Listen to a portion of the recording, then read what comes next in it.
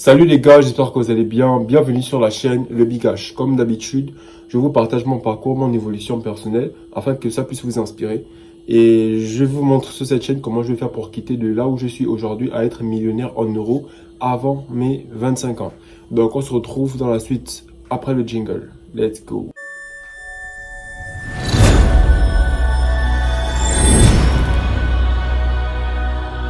Alors les gars, dans cette vidéo, l'objectif c'est de vous faire un petit bilan, un petit point par rapport à la prise de conscience que j'ai eue et dont je vous ai parlé dans la vidéo précédente.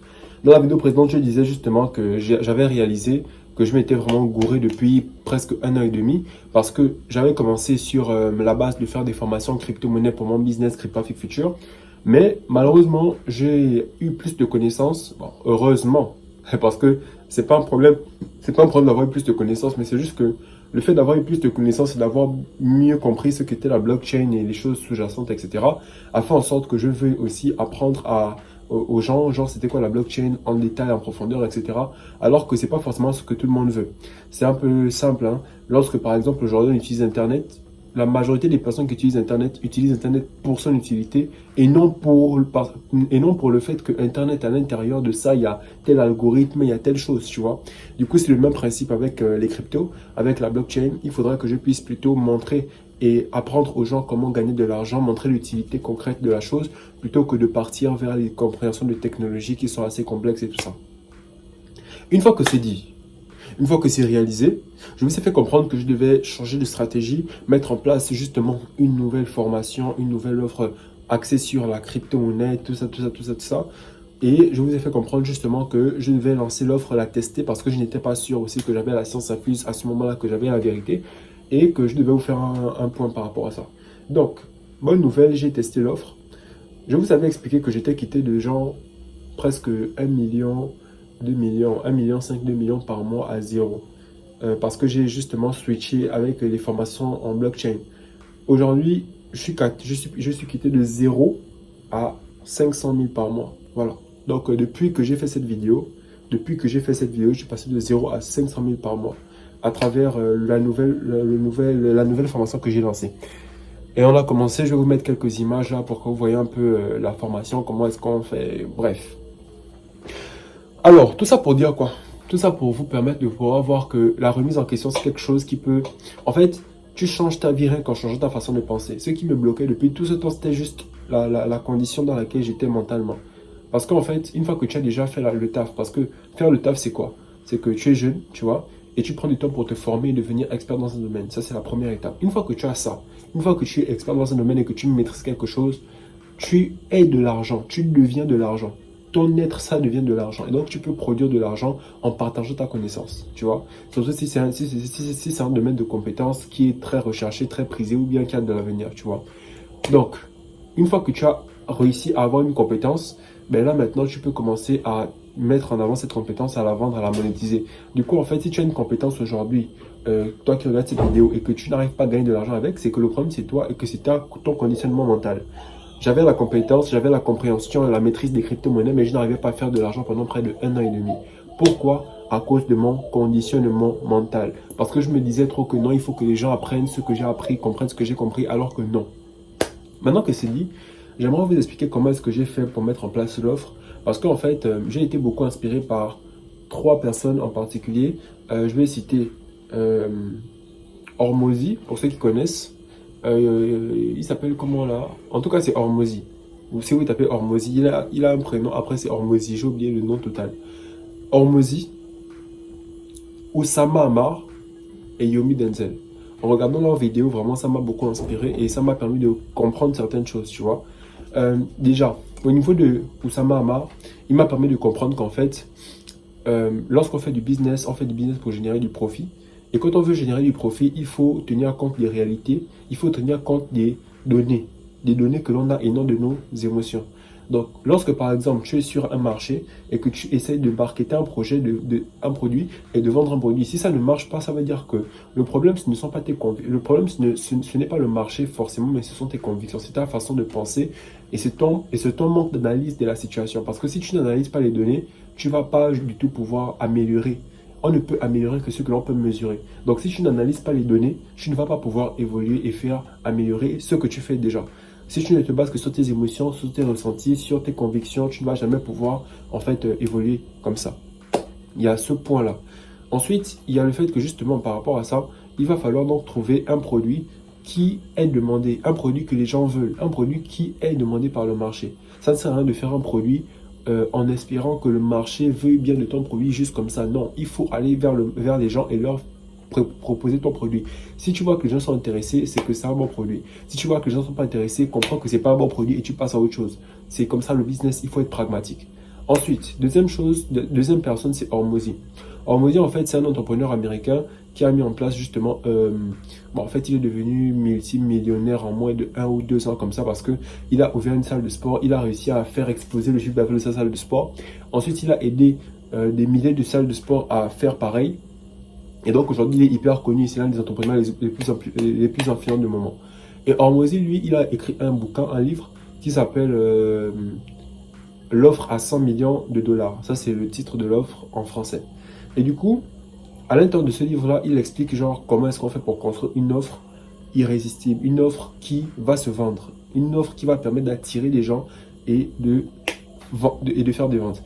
Donc il y a ça. Et ensuite, Yomi Denzel qui a mis en place justement un cadran pour permettre de voir dans quelle mesure et comment faire pour structurer son business, quels sont les paramètres en fait à prendre en compte pour pouvoir améliorer ton business et le lancer correctement.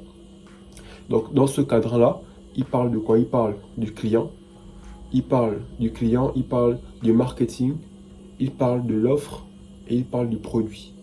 Client, marketing, offre et produit. Alors, je vais m'appesantir sur cette notion-là parce que je pense que ça, c'est quelque chose de très crucial. Comme je vous ai dit, Hormozy, il a parlé de l'offre, ok? Ça m'a fait me rendre compte qu'il fallait être pragmatique. Et maintenant, Yomi Denzel, il m'a permis de voir en fait justement qu'il y a 4 facteurs. Et effectivement, dans tous les business, ces 4 choses-là sont importantes. Alors, pour que vous compreniez, déjà, il faut trouver le client. Qui est ton client? Quand tu veux lancer une offre, un produit, quelque chose, un business, tu dois savoir qui est ton client, à qui tu t'adresses. Si tu t'adresses à tout le monde, tu t'adresses à personne. Du coup, tu dois trouver ton client. Impérativement, c'est qui ton client idéal? Moi, j'ai eu du mal à trouver mon client idéal, tu vois. Et donc, du coup, c'est récemment là que j'ai pu trouver mon client idéal en m'aidant d'un podcast. Là, il y avait un podcast que j'ai suivi et tout, qui m'a permis justement de trouver ce client idéal-là. Alors, mon client idéal, c'est qui? Il faut que tu puisses en fait le définir exactement comme un avatar. Moi, je me suis dit, mon client idéal, c'est un homme ou une femme de plus de 25 ans, ok, qui a des sources de revenus, qui est intéressé par les crypto-monnaies et qui veut diversifier ses sources de revenus. Voilà mon client idéal. Tu dois le définir comme ça. Un homme ou une femme âgé de 25 ans, ça c'est mon client idéal, tu vois, qui est intéressé par les crypto-monnaies ou qui a déjà entendu parler des crypto-monnaies et qui veut diversifier ses sources de revenus. Une fois que je sais ça, une fois que je connais mon client idéal, c'est plus facile après de savoir comment le retrouver et communiquer avec lui. Et de quelle manière communiquer avec ce client idéal-là. Une fois que tu connais ton client idéal, c'est la première chose. Ensuite, il faut que tu puisses avoir une offre, une très bonne offre. Ton offre, en fait, ça doit être une offre en fait, qui va directement attirer les gens.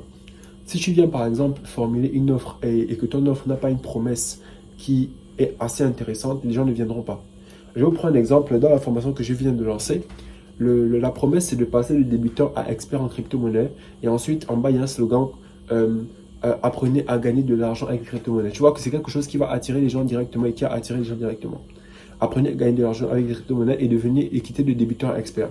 Donc, toutes les personnes qui sont déjà intéressées vont venir justement. Bien évidemment, à ce moment-là, je n'avais pas encore de client idéal. Donc, du coup, je me suis adressé un peu à tout le monde. Mais dans les prochaines offres que je vais envoyer et dans la façon dont je vais prospecter dorénavant, je vais m'adresser à mon client, tu vois, à mon client idéal. Une fois que tu as une offre, une bonne offre, je vous invite à regarder les vidéos de Hormozy, de chercher sur YouTube le livre d'Hormozy. Comme je disais, c'était... En tout cas, vous tapez simplement le livre d'Hormozy offre. Vous allez voir qu'à l'intérieur, vous allez comprendre comment est-ce qu'on fait pour créer une offre irrésistible, une bonne offre. Déjà, il faut que l'offre, elle soit que ce soit quelque chose d'attractif et que les gens puissent avoir l'impression que ce qu'ils dépensent, c'est très bas par rapport à ce qu'ils vont gagner. Bref, vous allez voir tout ça dans le livre en question. Troisième chose, le produit. Si ton offre est bien et que ton produit n'est pas bien, tu ne vas pas prospérer sur le long terme, tu vois. Tu peux avoir une bonne offre, mais si jamais, lorsque les gens achètent ton produit, ils se rendent compte que le produit qu'ils achètent, finalement, ce n'est pas ce qu'ils pensaient, ben, finalement, tu ne vas pas faire l'enfer parce que tu n'auras plus de clients. Un business prospère lorsque le même client consomme chez toi plusieurs fois. Tu vois, un business prospère lorsque le même client consomme chez toi plusieurs fois. Mais si à chaque fois, les clients partent, tu vois, tu es obligé à chaque fois de pouvoir renouveler ton marketing pour encore aller chercher de nouveaux clients. Alors qu'en réalité, les boîtes qui prospèrent le plus, ce sont les boîtes ce sont leurs clients qui leur apportent d'autres clients. Tu vois, on fait du marketing, oui, mais le marketing, c'est pour rester dans l'esprit des gens à un moment donné, à partir d'un certain niveau. Et en fait, et ensuite le marketing, parce que c'est bien, tu peux avoir une bonne offre, tu peux avoir un bon produit, tu peux connaître qui est ton client, mais si tu ne communiques pas correctement, tu ne vas pas pouvoir vendre. Du coup, il faut savoir sur quel canal tu vas communiquer. Sur Facebook, YouTube, Instagram, de quelle manière tu vas communiquer. Est-ce que tu vas passer par les médias, par la télé, par des influenceurs? Le marketing est hyper important parce que le marketing te permet justement de pouvoir avoir accès justement à la visibilité et de mettre justement ton produit devant les yeux du bon client. Donc du coup, ces 4 points-là sont hyper importants et justement, je me suis basé sur ça pour construire l'offre que j'ai eu à mettre en place. Je ne m'attendais pas à ce qu'il y ait autant de résultats. Comme je vous disais, je suis passé de 0 à 500 000 francs par mois et c'est vraiment assez intéressant. Bien évidemment, lorsque je vais terminer cette formation, parce que c'est 3 mois de formation, il faut que je puisse justement, comme je disais, il faut que le produit soit bien. Donc il faut que je donne le maximum de valeur à mes apprenants pour qu'eux aussi puissent avoir des résultats. Et après, lorsqu'ils auront des résultats, ce sera encore un bon moyen justement pour améliorer mon offre. Parce que si à l'intérieur de ton offre, il y a des témoignages de personnes qui ont déjà des résultats, ça va encore être plus puissant et plus impactant et ça va encore plus attirer les gens. Donc du coup, l'idée c'est vraiment que ton offre, ton produit, autant pour moi, soit de qualité pour maintenir les gens. Et c'est les bons clients, ce sont les clients satisfaits qui feront ton marketing, qui feront ton témoignage. Ça ne veut pas dire qu'il ne faut pas que tu fasses du marketing encore, mais ça veut dire qu'il faut que tu puisses avoir un produit impeccable, que tu puisses apporter le maximum de valeur aux gens. D'ailleurs, Hormozy, lui, c'est l'un des gars qui partage le plus de valeur gratuite, tu vois. En fait, si vous voulez, il faut partager la valeur gratuite et il faut faire payer l'implémentation.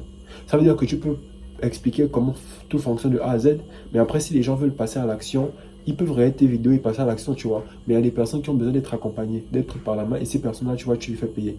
Mais tu partages tout gratuitement parce qu'il y a des personnes, par exemple, moi, j'ai pas eu besoin de me former chez quelqu'un pour être expert en crypto-monnaie, tu vois. J'ai regardé plein de vidéos, etc., etc., etc. Maintenant, moi, ce que je peux faire, c'est permettre aux gens de pouvoir avoir accès à l'information de façon chronologique, à laquelle moi, je n'ai pas eu accès. Et une fois que j'arrive à le faire, bah après, s'il y a des gens qui veulent aller plus loin et pouvoir travailler avec moi directement pour que je les accompagne, ben, c'est payant, tu vois. Donc, c'est ce que je fais actuellement et ça marche assez bien. Donc, les gars, voilà un peu la situation. C'est vraiment quelque chose d'assez intéressant. Le business, du coup, moi, je vous invite vraiment à ne pas, en fait, si vous voulez, faire comme les Africains en général. Les Africains en général, lorsqu'ils lancent une activité, si ça ne marche pas, ils vont dire que quelqu'un les a bloqués. Moi, j'aurais bien pu m'asseoir et me dire, oui, quelqu'un m'a bloqué au village, etc., etc. J'aurais bien pu le faire parce que mes activités marchaient bien, après c'est tombé. J'aurais bien pu me dire que c'est parce que j'en parlais sur Internet que les gens commençaient à vouloir me lancer les cases et que maintenant mon activité ne marche plus. Alors que non, ça n'a rien à voir. Le problème, ce n'était que moi-même. Et il fallait juste que je me remette en question. Et il y a plein de personnes comme ça. Le problème, c'est eux-mêmes, mais ils veulent toujours trouver un bouc émissaire. Et c'est comme ça qu'on a grandi. C'est notre société, c'est dans nos mœurs. Il faut que ça change. Voilà pourquoi j'ai lancé cette chaîne YouTube, pour que les gens puissent voir comment est-ce que ça se passe concrètement. Quelle est la vie d'un entrepreneur, son évolution. Il faut comprendre que les gars qui sont hyper riches, Jeff Bezos et tout ça, c'est pas des gars qui se sont réveillés un bon matin comme ça. Non, ce sont des gars qui ont travaillé, charbonné, appris de leurs erreurs et qui ont évolué jusqu'au niveau où ils sont aujourd'hui. Donc, ce que je vous invite à faire, les gars, c'est d'apprendre à prendre la pleine responsabilité de ce qui vous arrive et arrêter de mettre la faute sur des boucs émissaires que vous allez trouver. Non, ça ne sert à rien. J'aurais pu le faire et j'aurais pas pu passer le cap des 500 000 par mois en moins d'un mois. Voilà, donc moi je vous invite les gars à vraiment vous remettre en question. C'est vraiment quelque chose de très important, très crucial. Ok, donc je pense qu'on a fait le tour pour cette vidéo. Maintenant, par rapport aux perspectives, ce que je vais faire, c'est que là, en fait, je suis en train de terminer de mettre en place le plan de formation. Parce que oui, j'ai lancé la formation, mais en fait, je monte la formation en même temps que je la fais. Voilà, pour avoir les dernières informations et apporter le maximum de valeur. Voilà, et ensuite, une fois que je serai arrivé à un certain niveau de la formation, je vais commencer en fait, mettre en place une autre offre que je vais vendre en parallèle. Voilà, parce que la formation, ce n'est que les samedis et les dimanches. Du coup, j'ai quand même assez de temps en semaine pour pouvoir lancer une autre offre et augmenter les gains que je peux me faire mensuellement. Donc, en tout cas, je vous tiens informé. Si jamais je termine cette formation, oui, parce que j'ai oublié de vous faire comprendre que la formation, en fait, je m'attendais pas à ce qu'elle marche comme ça. Je m'attendais pas à ce qu'il y ait d'autres personnes qui veulent rejoindre la formation. Parce que la fin des associations, c'était le 20 mai. Quand le 20 mai est arrivé, ben, j'ai stoppé, tu vois, mais il y avait encore plein de personnes qui voulaient s'inscrire. Du coup, en fait, il y a encore, je pense que je vais organiser une deuxième édition de cette formation-là. Sauf que je pense que je vais augmenter les prix parce que ça prend beaucoup de temps quand même, mine de rien. En tout cas, je verrai comment je vais gérer ça, ok? Donc, c'est un peu ça. En fait, il y a aussi un autre truc très important dont je voulais parler. Euh, ouais, c'est une formation que j'ai fait en ligne en présentiel, ok? J'essaie d'être vraiment professionnel parce que, en général, lorsque les Gabonais lancent des choses, lorsque les Africains lancent des choses, parfois c'est des choses de basse qualité. Moi, je me suis dit, mes concurrents, ma compétition, ce ne sont pas les Africains, ce ne sont pas les Gabonais, mais c'est vraiment le monde, ce sont les Occidentaux, etc.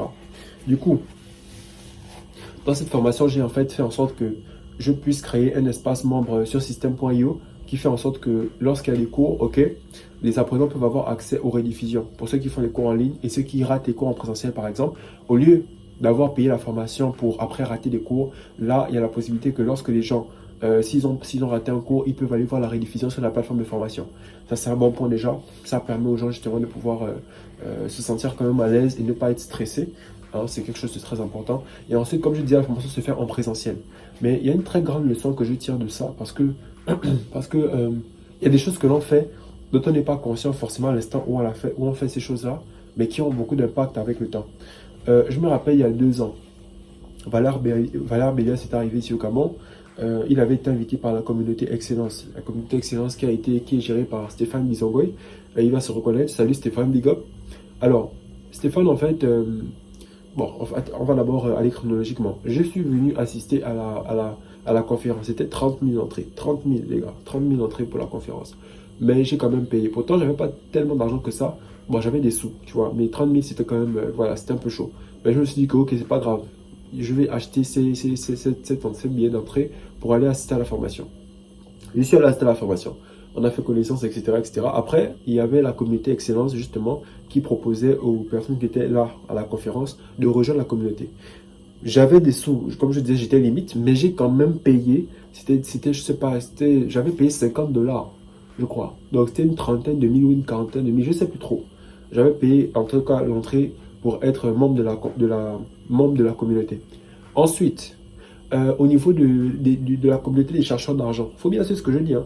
Au niveau de la communauté des chercheurs d'argent, donc la communauté de Valère Bélias, il y avait aussi l'inscription possible à faire là-bas. C'était 50 000. J'ai dépensé encore 50 000 pour aller m'inscrire dans cette communauté-là. Ensuite, il y avait encore la communauté de Claudel Lobby. Si j'ai encore dépensé de l'argent pour aller me mettre dans cette communauté-là. Suivez bien.